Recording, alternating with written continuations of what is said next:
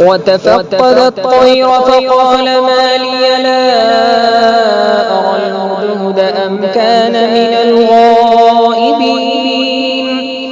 لأعذبنه عذابا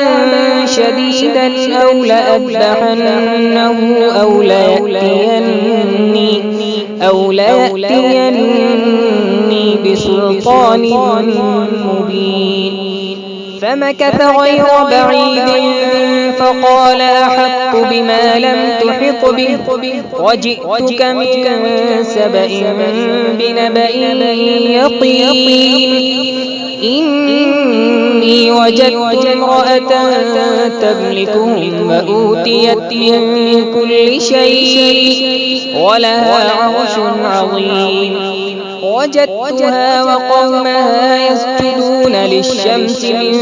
دون الله وزين لهم الشيطان أعمالهم فصدهم عن السبيل فهم لا يهتدون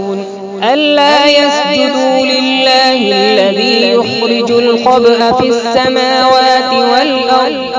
ويعلم ما تخفون وما تعلنون الله لا إله إلا هو رب العرش العظيم قال سننظر أصدقت أم كنت من الكاذبين اذهب بكتابي هذا فألقه إليه ثم تول عنهم فانظر ماذا يرجعون قالت يا أيها الملأ إني ألقي إلي كتاب كريم إنه من سليمان وإنه بسم الله الرحمن الرحيم ألا تعلوا علي وأتوني مسلمين قالت يا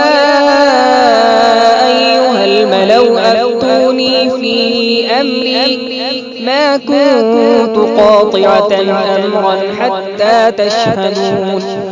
قالوا نحن أولو قوة وأولو بأس شديد والأمر إليك فانظري ماذا تأمرين قالت إن الملوك إذا دخلوا قرية أفسدوها وجعلوا أعزة أهلها أذلة وكذلك يفعلون وإني مرسلة إليهم بهدية فناظرة بما يرجع المرسلون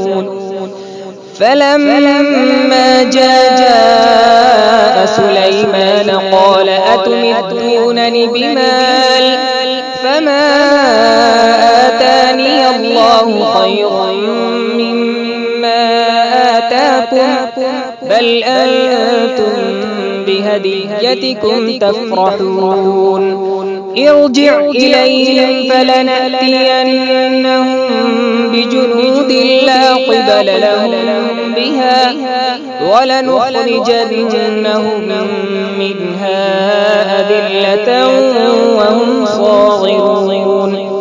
قال يا أيها الملأ أيكم يأتيني بعرشها قبل أن يأتوني مسلمين